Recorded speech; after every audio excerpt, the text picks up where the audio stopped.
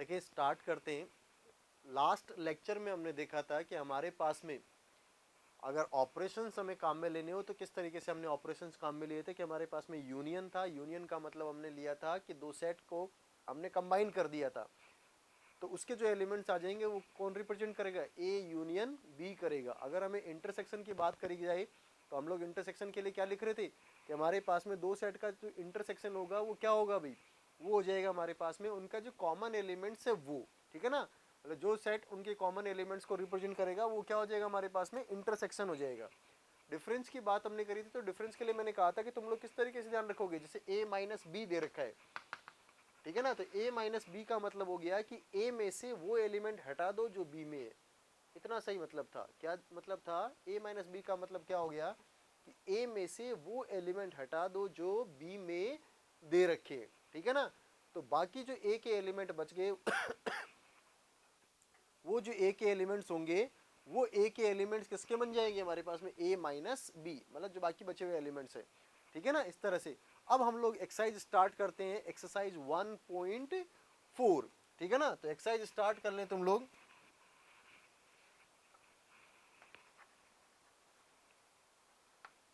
Exercise 1.4, इसमें देखो हमें क्या क्या दे रखा है। इसमें फर्स्ट क्वेश्चन जो हमें दे रखा है वो फर्स्ट क्वेश्चन दे रखा है, find the union of each of the following pairs of set. मतलब कि जो नीचे सेट लिखे हुए हैं उनका हमें यूनियन बताना भैया ना, यूनियन क्या होगा। तो यूनियन करना बहुत आसान है, ठीक है ना। तो क्वेश्चन जो फर्स्ट लिखा हुआ है उसमें क्या करना है, हमें यूनियन करना है अभी, ठीक है ना।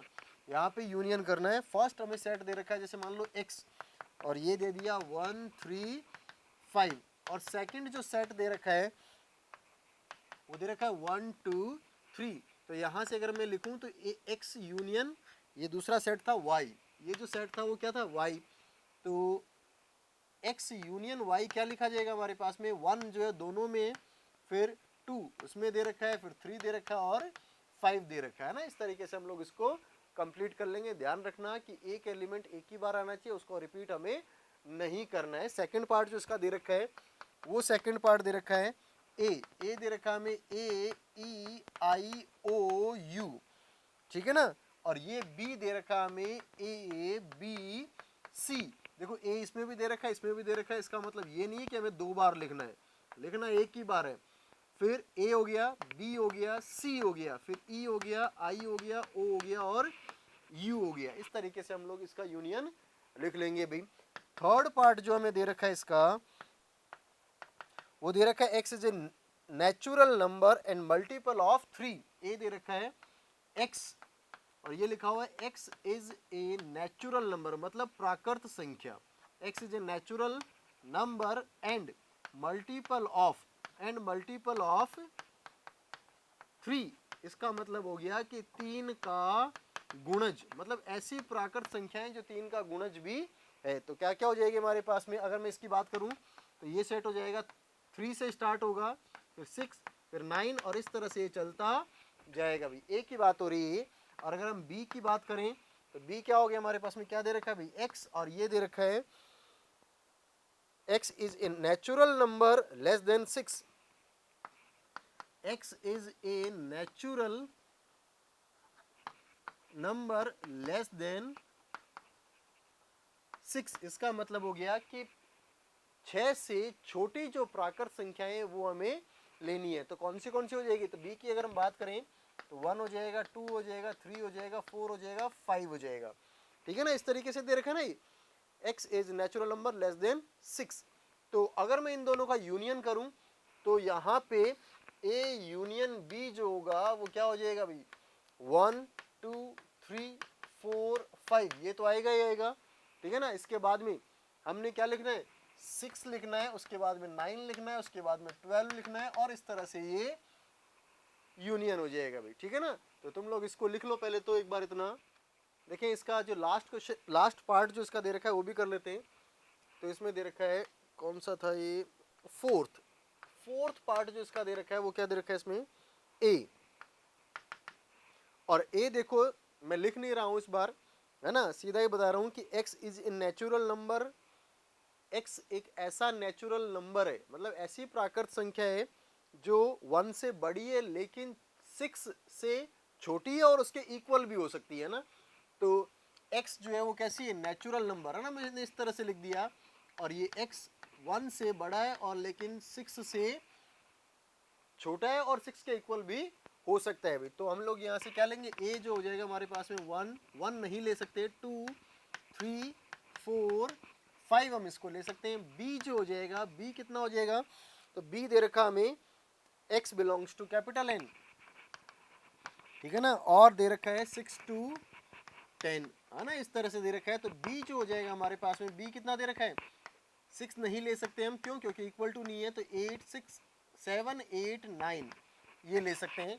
तो अगर हम बात करें यहाँ पे कि A यूनियन B की, तो A यूनियन B क्या हो जाएगा, सो A यूनियन B कितना हो जाएगा हमारे पास में, 2 3 4 5 तो होगा ही होगा, ठीक है ना। इसके साथ साथ में 7 8 9 भी हो जाएगा। तो 7 8 9 इस तरीके से हम लोग इस क्वेश्चन को कंप्लीट कर लेंगे। अगले वाले में हमें दे रखा है, ए दे रखा है 1 2 3 और बी दे रखा है 5।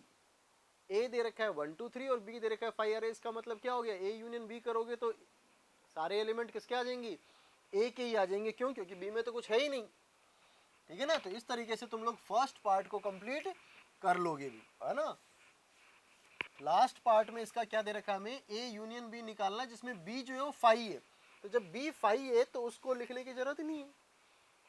अरे लिखने की जरूरत क्या, मतलब कि बी में एलिमेंट कितने, 0, तो जो ए के एलिमेंट है वही आंसर हो जाएगा भाई, ठीक है ना। सेकंड पार्ट में आ जाओ कि इसमें हमें लिखा हुआ है, सेकंड में लिखा हुआ है कि सेट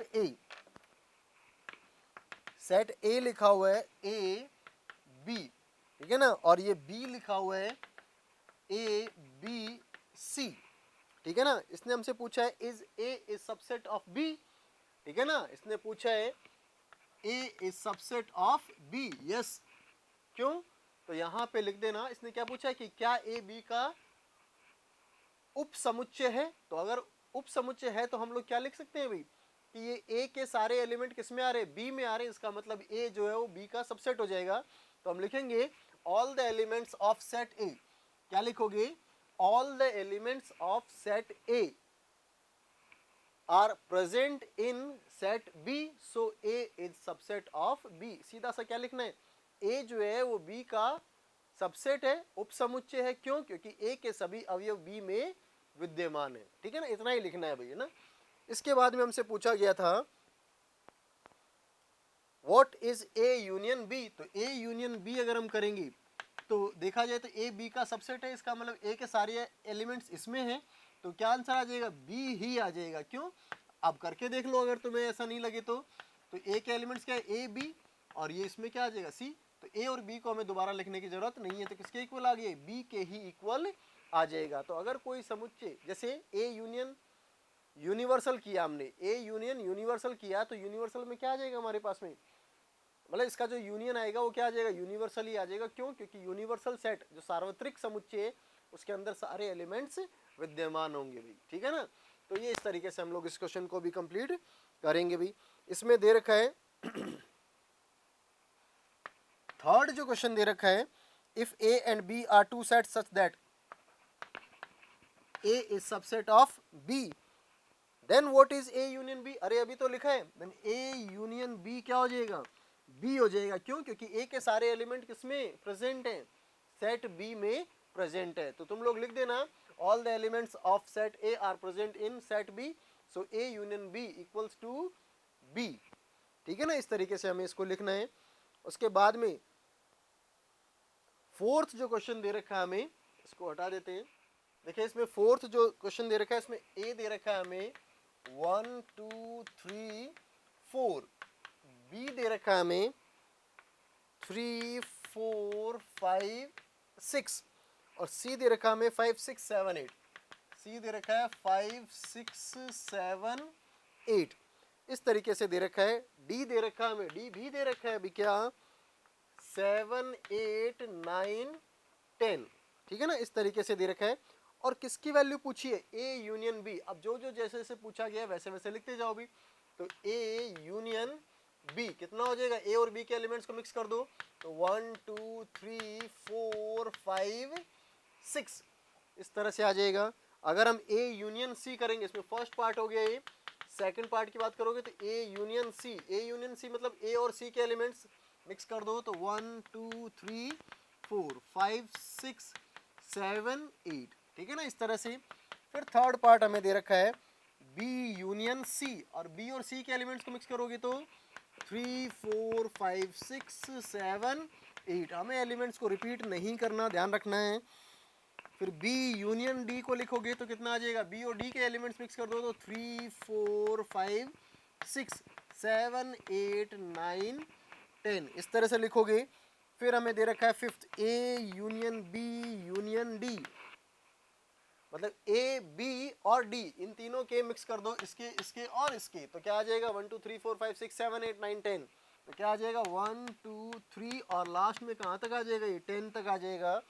उसके बाद में हमसे क्या पूछा है, अच्छा इससे पहले इसने सी भी पूछा था, तो चलो सी में अगला पार्ट कर देता हूँ, मतलब इसको 6 कर देता हूँ और ये फिफ्थ, तो A union B union C, A B C के एलिमेंट्स को अगर हम मिक्स करेंगे तो 1 2 3 4 आ गया, 3 4 5 6 आ गया, 5 6 7 8 आ गया, तो ये कितना बन जाएगा 1 2 3 और कहाँ तक चलेगा ये भैया, 8 तक चलेगा, कहाँ तक चलेगा 8 तक चलेगा, है ना।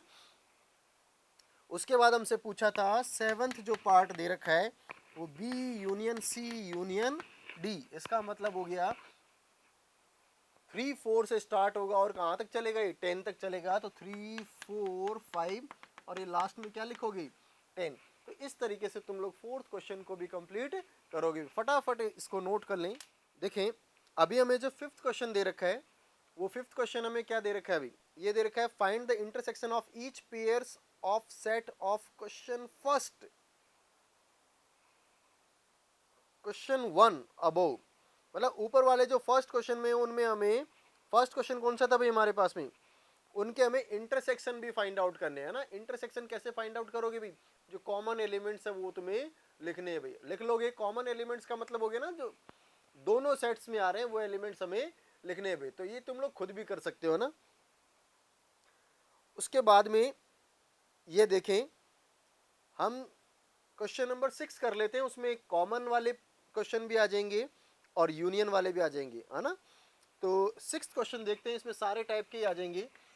तो इसमें ए दे रखा है हमें 3 5 7 9 11, ठीक है भैया। यहाँ पे बी दे रखा है हमें, बी दे रखा है 7 9 11 एंड 13 दे रखा है। सी हमें दे रखा है 11 13 15 दे रखा है, ठीक है ना। अच्छा डी भी दे रखा है, डी दे रखा है हमें 15 एंड 17 दे रखा है। इसमें देखो फर्स्ट पार्ट पे चलते हैं। फर्स्ट पार्ट इसने पूछा है A intersection B, A intersection B का मतलब हो गया ए और बी में जो कॉमन है वो देखते जाए भाई। तो ए और बी में क्या कॉमन है हमारे पास में, देखो ये 3 5 7 9 11 है, तो 7 9 11, ये 7 ये 9 और ये 11, तो 7 9 11 दोनों में कॉमन है, तो ये आ जाएगा 7 9 11 आ जाएगा। फिर इसका जो सेकंड पार्ट दे रखा है वो दे रखा है बी इंटरसेक्शन सी, मतलब बी और सी में क्या कॉमन है 11 एंड 13 कॉमन है, तो वो लिखते जाएं साथ साथ 11 एंड 13, जो कॉमन है वही लिखे भाई, ठीक है ना। जो कॉमन नहीं है वो हमें नहीं लिखने। फिर A intersection C intersection D, इसका मतलब हो गया इन तीनों में जो चीज़ कॉमन है, तो ए में 3 5 7 9 11 है, बी में हमारे सॉरी सी में देखना है, तो ए और सी में देखो क्या कॉमन आ गया 11, ठीक है ना। क्या ये डी में भी है, क्या डी में 11 नहीं है, इसका मतलब तीनों में जो कॉमन है वो क्या है भाई 5, क्या कॉमन आ जाएगा 5, क्योंकि ऐसा कोई एलिमेंट नहीं है जो ए में सी में और डी तीनों में कॉमन है भाई, ठीक है ना। ऐसा नहीं कि दो में कॉमन है तो लिख दिया, नहीं, तीनों में कॉमन मतलब तीनों में ही होना चाहिए, ठीक है ना भाई। अब यहाँ पे ए इंटरसेक्शन सी, तो ए और सी में कुछ कॉमन है क्या, एक 3 से 11 दे रखा है और ये 11 से दे रखा है सी, तो 11 एलिमेंट आ जाएगा हमारे पास में, ठीक है ना। फिफ्थ पार्ट हमें दे रखा है बी इंटरसेक्शन डी, तो बी इंटरसेक्शन डी, तो बी और डी में कुछ कॉमन है क्या, नहीं है भाई, तो क्या लिखोगे 5 लिखोगे। फिर सिक्स्थ पार्ट इसने हमें दे रखा है A intersection B union C, तो हम पहले क्या लिखेंगे ए लिख लेंगे, बी यूनियन सी अलग से निकाल लेते हैं, तो यहाँ बी यूनियन सी की रिक्वायरमेंट आई है, तो बी यूनियन सी लिख लें भाई। तो कितना आ जाएगा, बी और सी को मिक्स कर दो, तो बी और सी को मिक्स करोगे तो कितना आ जाएगा, 7 9 11 13 एंड 15, ये हो गया बी यूनियन सी। अब इसको अगर हमें ए के साथ कॉमन देखना है तो देखो ए के साथ में 3 5 7 9 11, वहां पे ए और बी यूनियन सी में जो कॉमन आ रहा है वो कितना आ जाएगा, 7 9 11 आ जाएगा, ठीक है ना। तो क्या क्या आ जाएगा हमारे पास में, 7 9 11, ठीक है ना। अगर तुम कंफ्यूज हो जाओ कि हमें कैसे करें, तो पहले जो ब्रैकेट में दे रखा है उसको सॉल्व कर लें, उसके बाद में दो सेट बन जाएंगे, उनमें से आराम से कॉमन निकाल सकते हो। जैसे हमने ए तो दे ही रखा था हमें, तो हमने बी यूनियन सी को पहले सॉल्व कर लिया अलग से। अब उसके बाद में ए को और बी यूनियन सी को हमने कॉमन, उनमें से कॉमन एलिमेंट्स हमने देख लिए, तो क्या क्या आ गए, 7 9 11 आ गए। इसी में अगर हम बात करें आगे, तो 7 हो गया, फिर 6 हो गया, 7th की बात ये कर रहे हैं, ए इंटरसेक्शन डी। तो ए इंटरसेक्शन डी की अगर हम बात करें तो ए और डी में क्या कॉमन है भाई, ए और डी में कुछ भी कॉमन नहीं है, तो क्या आ जाएगा, 5 आ जाएगा, ठीक है ना। फिर 8th की बात करो तो 8th में आ जाएगा A intersection B union D. तो पहले बी यूनियन डी भी निकाल लो अलग से तुम, क्या हमने बी यूनियन डी निकाल रखा है, क्या नहीं निकाल रखा। तो बी यूनियन डी, तो बी के एलिमेंट्स थे 7 9 11 13 और ये 15 और ये 17, किसके साथ इसको कॉमन देखना है, ए के साथ। तो ए के सारे एलिमेंट्स कहाँ से स्टार्ट हो रहे हैं, 3 5 7 9 11 दे रखे हैं, और बी यूनियन डी में क्या दे रखा है हमें, 7 9 11। तो 7 9 11 इसमें भी आ रहा है और इसमें भी आ रहा है, तो इसके जो कॉमन एलिमेंट्स होंगे वो कितने होंगे, 7 9 एंड 11, है ना। इस तरीके से हम लोग इस क्वेश्चन को कर सकते हैं भाई, ठीक है ना। इसके बाद जो हमें दे रखा है, फटाफट फटाफट तुम लोग नोट करते जाए इन्हें। इसके बाद हमें दे रखा, कहाँ गया रे क्वेश्चन, 9th, ठीक है ना। 9th की अगर मैं बात करूं तो इसमें दे रखा है ए इंटरसेक्शन बी, और ये दे रखा है इंटरसेक्शन बी यूनियन सी, ठीक है ना। इस तरीके से दे रखा है, तो ए इंटरसेक्शन बी लिख लो पहले। तो ए इंटरसेक्शन बी कितना आ गया, ए और बी में क्या कॉमन है भाई, ए और बी में देखो क्या कॉमन है, 7 9 11 7 9 11। तो मैंने इस तरह से दोनों ब्रैकेट वालों को पहले सॉल्व कर लिया और बीच में इंटरसेक्शन। अब बी यूनियन सी, तो बी और सी को यूनियन करो तो ये आ गया हमारे पास में 7 9 11 13 15। अब इन दोनों में क्या कॉमन है, ये किसका सिंबल है, इंटरसेक्शन का, तो दोनों में क्या कॉमन है भाई, 7 9 और 11 कॉमन है। इस तरह से हमने इसको कंप्लीट कर लिया भाई। उसके बाद में जो 10th पार्ट हमें दे रखा है, वो दे रखा है ए यूनियन डी, फिर इंटरसेक्शन बी यूनियन सी। तो ए यूनियन डी, ए और डी को मिक्स करो, तो ए के एलिमेंट्स आ गए हमारे पास में 3 5 7 9 11 हो गया, ये इंटरसेक्शन। अगर हम इसकी बात करें तो B union C, B union C दे ही रखा हमें, कितना दे रखा है, 7 9 11 13 और 15। अगर इन दोनों में हम कॉमन देखेंगे तो कॉमन कितना आ जाएगा भाई, 7 9 11 इसमें भी कॉमन आ रहा है, तो लिख लें 7 9 11। इस तरीके से हम लोग इन क्वेश्चंस को कर लेंगे भाई। बहुत मुश्किल नहीं है ये, बहुत सिंपल सिंपल से क्वेश्चन है जो तुम लोग आसानी से लगा सकते हो भाई, ठीक है ना। पूरा 6th क्वेश्चन बोर्ड पे लिखा हुआ है, इसका स्क्रीनशॉट ले लो या फिर लिख लो फटाफट तुम लोग। देखिए इसमें जो 7th क्वेश्चन दे रखा है उसको भी देख लेते हैं फटाफट। तो 7th क्वेश्चन में ए बी सी दे रखा है, ए बी सी डी। तो 7th क्वेश्चन में ए जो दे रखा है उसको लिख लेते हैं, क्या दे रखा है, x, और ये दे रखा है x belongs to capital N, हाँ ना, मैंने सीधा ही लिख दिया। इसका मतलब x जो है वो एक प्राकृत संख्या है, नेचुरल नंबर है ना। और b दे रखा है x, और यहाँ पे मैंने लिख दिया x कितना है, 2n, और n कैसा है, नेचुरल, इवन नेचुरल हो गया। अब ये मतलब सम प्राकृत संख्या, इवन नेचुरल का मतलब हमने क्या लिख दिया, 2n, मतलब 2 का मल्टीपल होगा। और फिर हमने थर्ड जो इसका सी लिखा हुआ है वो है ओड नेचुरल, ठीक है ना।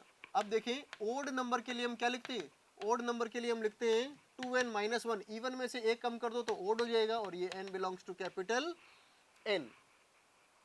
ध्यान से समझ लेना भाई, हमने 2n जो है वो इवन है, इवन में से एक कम कर दो या बढ़ा दो तो क्या बन जाएगा, ओड बन जाएगा। तो ओड नेचुरल के लिए हमने क्या लिखा, 2n - 1, n की वैल्यू जैसे तुम 1 पुट करोगे तो 1 आ जाएगा, 2 पुट करोगे तो 3 आ जाएगा, 3 पुट करोगे तो 5 आ जाएगा, 4 पुट करोगे तो 7 आ जाएगा। तो इस तरह से 1 3 5 7 इसको कौन रिप्रेजेंट करेगा, 2n - 1 रिप्रेजेंट करेगा भाई विषम प्राकृत संख्याओं को, है ना।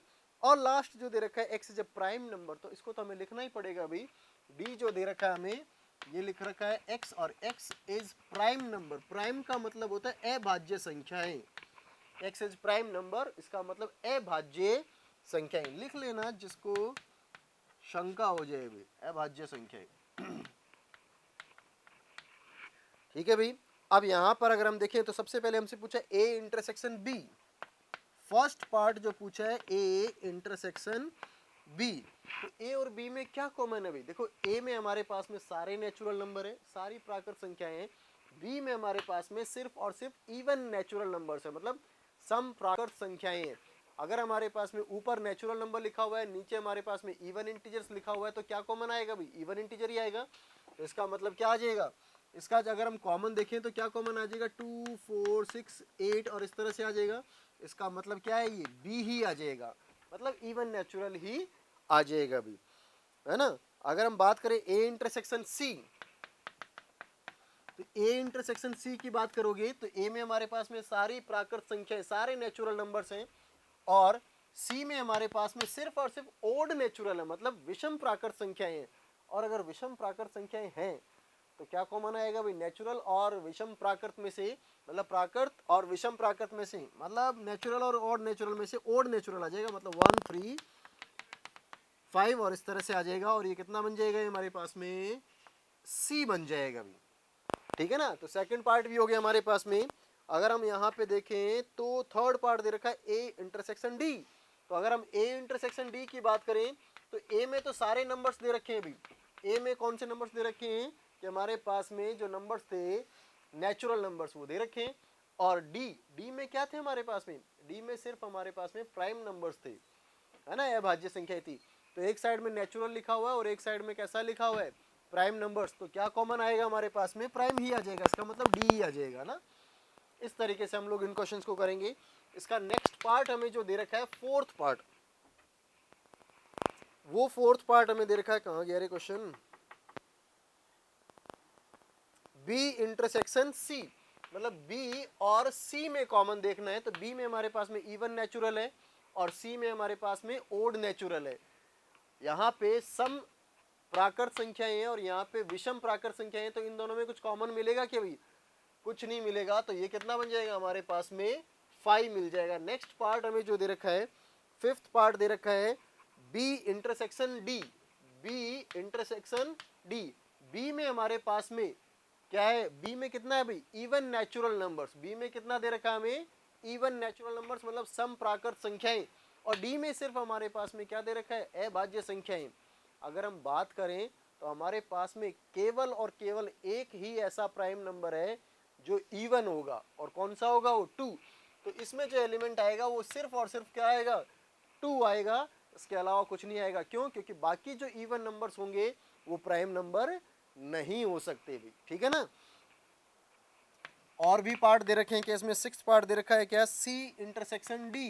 तो सी और डी में भी कुछ कॉमन है क्या, देखो ये हमारे पास में क्या है, ओड। ये नंबर्स कैसे हैं हमारे पास में, ओड। और ये कैसे हैं, ये है प्राइम। तो ओड प्राइम की अगर हम बात करें तो सारे जितने भी प्राइम है एक नंबर को छोड़ के वो सारे कैसे हैं, ओडी हैं। अरे जितने भी प्राइम नंबर हम देख रहे हैं एक प्राइम नंबर को छोड़ के, कौन सा, 2 को छोड़ के बाकी के जितने भी प्राइम नंबर हमें मिलेंगे वो सारे कैसे मिलेंगे, ओड ही मिलेंगे, ठीक है ना। तो यहाँ पे क्या आ जाएगा हमारे पास में कॉमन, अगर हम बात करें तो कॉमन क्या आ जाएगा, ओड आ जाएगा। क्यों, क्योंकि ये तो सारे ओड है ही, और इसमें जो एक नंबर को छोड़ के बाकी सारे कैसे हैं, अरे बाकी सबको देखें तो क्या है हमारे पास में प्राइम नंबर कैसे आ जाएंगे, 2 को छोड़ के। तो मैं इसको लिखूंगा ऐसा कि डी सेट कैसा आ गया, डी आ गया, लेकिन उसमें से हमें एलिमेंट 2 को माइनस करना होगा। तो हमने यहाँ पे माइनस करके लिख दिया कि अगर हम 2 को हटा दें तो बाकी डी के सारे एलिमेंट कैसे कॉमन ही हो जाएंगे। डी के सारे एलिमेंट कॉमन आ जाएंगे, किसको छोड़ के भाई, 2 को छोड़ के, है ना। तो इस तरह से हम लोग इस क्वेश्चन को कंप्लीट कर लेंगे भाई। क्वेश्चन कौन सा था तुम्हारा, ये 7th था, ठीक है ना। उसके बाद में जो 8th क्वेश्चन पूछा हुआ है उसमें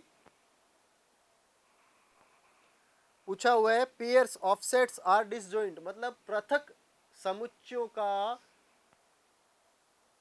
युग्म देखना है हमें, ठीक है ना। पृथक समुच्चय कौन से, मतलब जिनमें कुछ भी कॉमन नहीं है, वो कैसे हैं, डिसजॉइंट है, पृथक है। डिसजॉइंट सेट्स हमें बताने थे 8th में। तो क्या चेक करते जाओ फटाफट फटाफट, यहाँ पे डिफरेंस चेक, वो क्या इंटरसेक्शन चेक कर लो कि जिन सेट्स का इंटरसेक्शन कितना आ जाए 5, इसका मतलब उनमें कुछ भी कॉमन नहीं है। और जब सेट्स में कुछ भी कॉमन नहीं है तो इसका मतलब वो सेट्स कैसे हो गए, डिसजॉइंट हो गए, पृथक हो गए, है ना। तो इसमें 8th दे रखा है, उसमें हमें फाइंड आउट करना है डिसजॉइंट सेट्स, ठीक है ना। ये हमें फाइंड आउट करना है पृथक समुच्चय। तो इसमें हम फर्स्ट पार्ट की बात करें तो फर्स्ट पार्ट हमें दे रखा है 1 2 3 4, इसको हम ए ले लेते हैं। और बी हमें दे रखा है x belongs to capital N and 4 is less than and equal to x is less than and equal to 6, मतलब हमारे पास में x एक ऐसा नेचुरल नंबर है जो 4 से 6 के बीच में है। तो b को अगर हम लिखें तो कितना आ जाएगा 4 5 6। अगर हम a इंटरसेक्शन b की बात करें तो कितना आ जाएगा हमारे पास में, एक एलिमेंट आ जाएगा 4 which is not equal to 5, जो कि एम्प्टी सेट नहीं है। अगर a इंटरसेक्शन b में कुछ भी कॉमन आ रहा है, ठीक है ना, तो वो डिसजॉइंट हो सकता है क्या, नहीं हो सकता, उसमें कुछ ना कुछ कॉमन आ रहा है तो उसको हम कॉमन शो करेंगे भी, ठीक है ना। इसको हम लिख देंगे a and b are not disjoint sets, ठीक है ना। इस तरीके से हम लोग इस क्वेश्चन को कंप्लीट कर लेंगे भी, ठीक है ना। तो ध्यान रखोगे तुम लोग भी क्या कि हमारे पास में डिसजॉइंट सेट्स के लिए a इंटरसेक्शन b हमें निकालना होता है। फिर सेकंड पार्ट जो हमें दे रखा है इसका, उसमें a दे रखा है a e i o u और b हमें दे रखा है c d e f।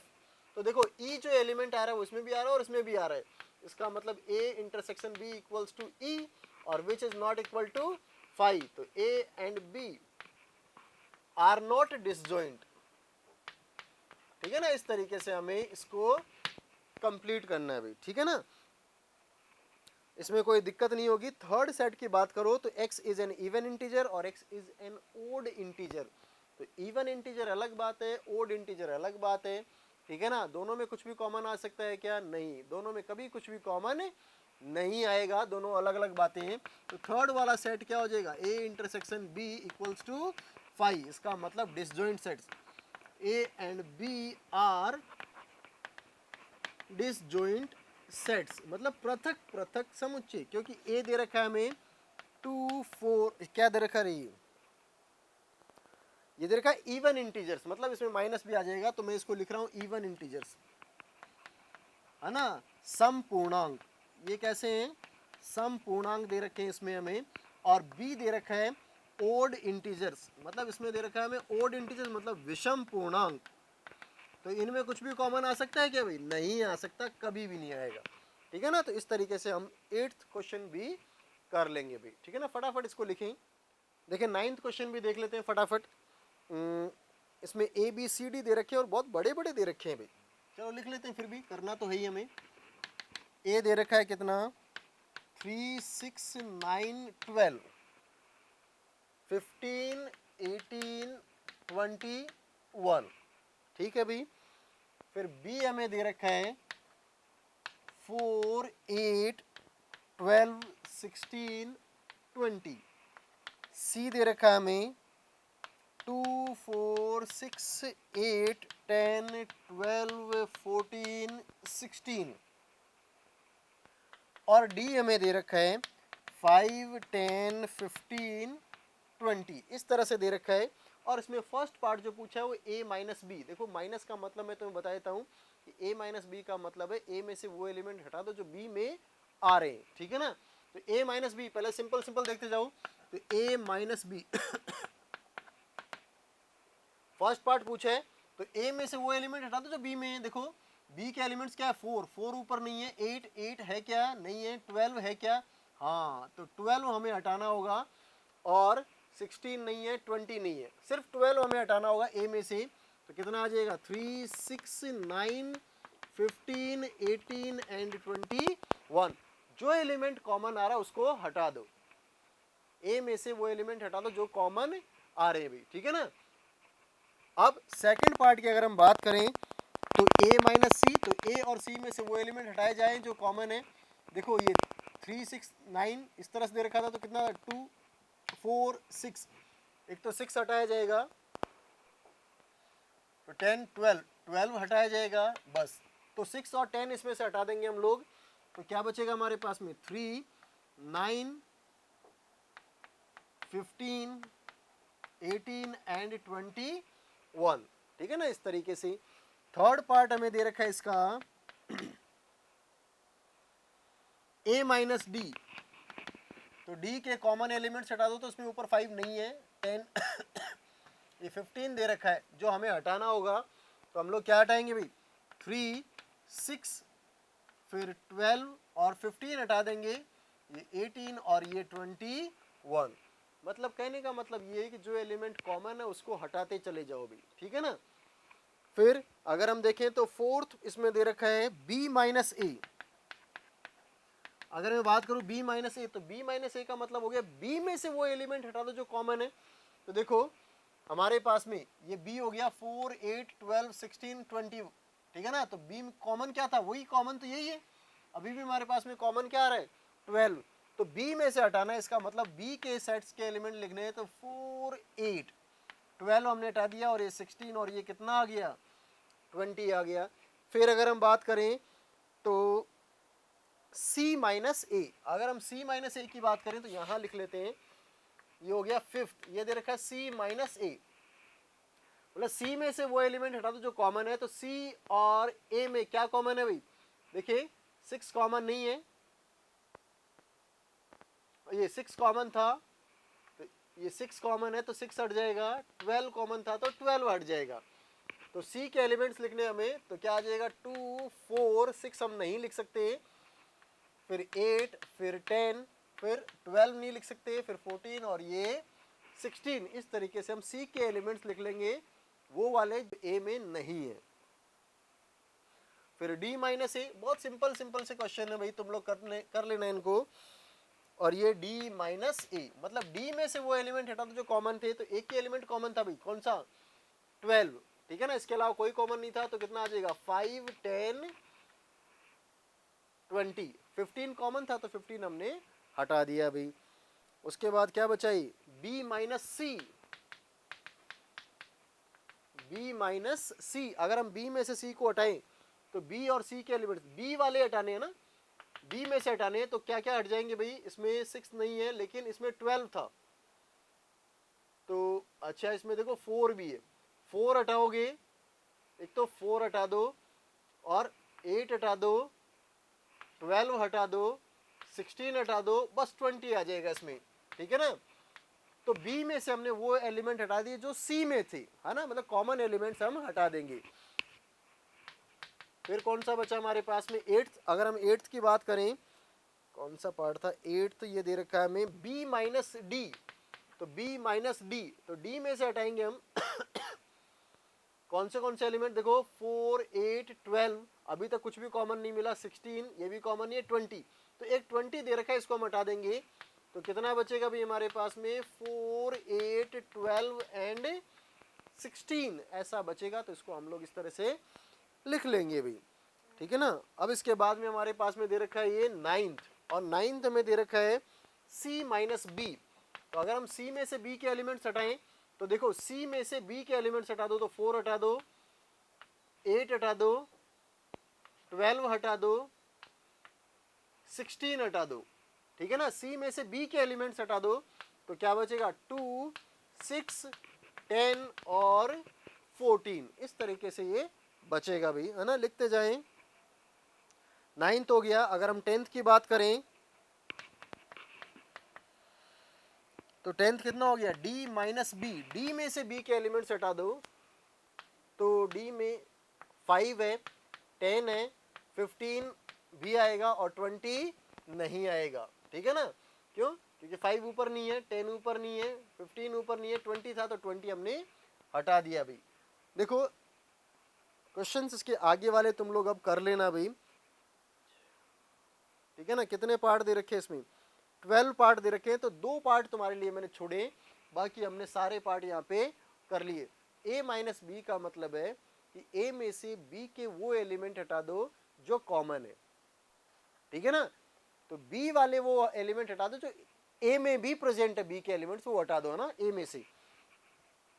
अब इसके बाद में जो नेक्स्ट क्वेश्चन दे रखा है हमें, वो क्वेश्चन दे रखा है, देखो भाई क्या दे रखा है, फटाफट इसको भी सुन लेते हैं। तो क्वेश्चन दे रखा है हमें, x दे रखा है, y दे रखा है और x minus Y, Y minus X और x इंटरसेक्शन y पूछा है। बहुत ही सिंपल सा क्वेश्चन है। अगर अभी भी किसी स्टूडेंट को डिफरेंस में दिक्कत आ रही है तो वो यहाँ देख लेना।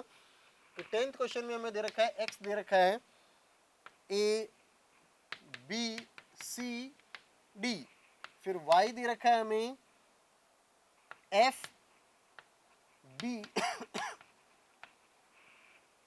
और क्या पूछा हमें, x माइनस वाई। क्या x और y में कुछ भी कॉमन है क्या? हाँ बिल्कुल है भाई, x में से वो एलिमेंट हटा दो जो y में है। तो b एलिमेंट ऐसा था जो इसमें था, तो इसमें से हम b हटा देंगे और d भी हटा देंगे भाई। जो कॉमन थे वो हटा दो, तो क्या क्या बचा, a और c। x में अब क्या बच गया हमारे पास में, वो लिखना है। कॉमन एलिमेंट हटा दो, फिर बाकी x में क्या बच गया वो लिखना था। तो y माइनस एक्स की अगर हम बात करें तो इसमें y के एलिमेंट्स लिखे जाएंगे, तो f आ जाएगा, b कॉमन है, d कॉमन है और g आ जाएगा, ठीक है ना। अगर हम नेक्स्ट की बात करें तो x इंटरसेक्शन y, तो x इंटरसेक्शन y कितना आ गया, b कॉमा d। इस तरीके से हम इस क्वेश्चन को कंप्लीट कर लेंगे भी, ठीक है ना। अब देखो 11th पार्ट हमें, 11th क्वेश्चन दे रखा है, if r is set of real numbers, मतलब r जो है वो सभी वास्तविक संख्याओं का समुच्चय है भाई, है ना। तो इसमें r दे रखा है रियल नंबर्स, r क्या है भाई, रियल नंबर्स, ठीक है ना। और q दे रखा है सेट ऑफ रैशनल, ठीक है ना। हमें दे रखा है q, और q कैसा है, रैशनल नंबर्स, पता ही है भाई हमें, है ना। परिमेय संख्याएं, रैशनल को हम लोग क्या बोलते हैं, परिमेय संख्याएं, जिनको किससे डिनोट किया जाता है, q से। तो अगर हम r में से q को हटा देंगे तो क्या बचेगा भाई, q डेज बचेगा। अरे r जो रियल नंबर्स है वो किनका ग्रुप है, रैशनल एंड इर्रेशनल का ही तो ग्रुप है। अगर तुमने रियल नंबर्स में से रैशनल नंबर्स हटा दिए तो क्या बचेगा, इर्रेशनल बचेगा, है ना। तो ये ध्यान रखोगे कि अगर हमारे पास में वास्तविक संख्याएं हैं, उनमें से वास्तविक संख्याएं कौन सी होगी, जिसमें परिमेय संख्याएं भी आए और अपरिमेय संख्याएं भी आए। अगर हमने वास्तविक संख्याओं में से परिमेय संख्या हटा दी तो क्या बचेगा भाई, अरे अपरिमेय बच जाएगी, है ना, इर्रेशनल, ये बच जाएगा इर्रेशनल, है ना। तो इस तरीके से तुम लोग इसको सीधा भी लिख सकते हो भाई, पर अपरिमेय, है ना, इसको हम क्या बोलते हैं, अपरिमेय। रैशनल का मतलब कितना होता है, परिमेय संख्याएं, ठीक है ना, और इसका मतलब क्या होता है, वास्तविक संख्याएं, ठीक है ना। इस तरीके से इसका लास्ट पार्ट एक और दे रखा है, ठीक है ना, वो भी हम फटाफट कर लेते हैं ताकि ये पूरा फिनिश हो जाए। उसके बाद में हम जो लास्ट एक्सरसाइज बचेगी उसकी वो और देखेंगे। State whether each of the following statement is true और फॉल्स, जस्टिफाई योर आंसर, ठीक है ना। हमें ट्रू फॉल्स में आंसर देना है और उसके बाद में ये भी बताना है कि उसका कारण क्या है ना। तो फर्स्ट दे रखा हमें 2, 3, 4, 5 और सेकंड सेट दे रखा हमें 3, 6 आर डिसजॉइंट सेट्स। अगर हमारे पास में डिसजॉइंट सेट्स हैं पृथक समुच्चय, तो पृथक समुच्चय के लिए हम क्या लिखेंगे भाई, इन दोनों में कुछ भी कॉमन आ रहा है क्या, हाँ कॉमन आ रहा है, और वो क्या आ रहा है, 3 आ रहा है। तो इसका मतलब कि जो 12th का जो फर्स्ट पार्ट है उसमें कॉमन एलिमेंट आ रहा है और वो कितना आ रहा है, 3 आ रहा है। इसका मतलब हम लोग क्या लिखेंगे कि a intersection b is not equal to 5। क्या लिखोगे, देखो 12th का फर्स्ट पार्ट हम लिखेंगे कि हमें ट्रू फॉल्स बताना है, तो a intersection b is not equal to 5। इसका मतलब हो गया कि a and b are not disjoint, यही इसका रीजन है ना, यही लिख देना। तो a and b are not disjoint, ठीक है ना। सेकंड वाले में भी यही दे रखा है, तो सेकंड वाले के लिए भी सेम हो जाएगा। और थर्ड वाले के लिए भी सेम हो जाएगा, क्या इसमें कॉमन है क्या, ठीक है ना। तो ये फर्स्ट और सेकंड में तो सेम हो जाएगा, ये फर्स्ट एंड सेकंड दोनों के लिए सेम रीजन हो जाएगा हमारे पास में ये वाला, ठीक है ना। थर्ड पार्ट में हमें कुछ कॉमन नहीं मिल रहा, तो थर्ड पार्ट के लिए हम लिखेंगे कि A intersection B equals to 5, मतलब ए और बी में कुछ भी कॉमन नहीं है भाई, 2 नहीं है, 3 नहीं है, 6 नहीं है, 10 नहीं है, 14 नहीं है। तो इसका मतलब हो गया कि ए एवं बी पृथक समुच्चय हैं, आर डिसजॉइंट सेट्स, ठीक है ना। और अगर हम फोर्थ की बात करें तो फोर्थ में भी कुछ भी कॉमन नहीं है, तो थर्ड और फोर्थ दोनों में ये चीज कॉमन आ जाएगी। ये तुम्हारी एक्सरसाइज 1.4 कंप्लीट हो गई। तुम लोग क्वेश्चंस को एक बार देख लेना, बहुत ज़्यादा मुश्किल कुछ भी नहीं है इसमें, बहुत सिंपल सिंपल से क्वेश्चंस हैं। इतने सिंपल क्वेश्चन है कि एक बार तुमने अगर सुन लिया तो भी ये क्वेश्चंस हो जाएंगे भी, ठीक है ना। इतना लिखें, ठीक है ना, और अच्छे से इसको मतलब फेयर नोटबुक में कंप्लीट करें भी, और कोई दिक्कत आए तो वो दिक्कत बताएं भी।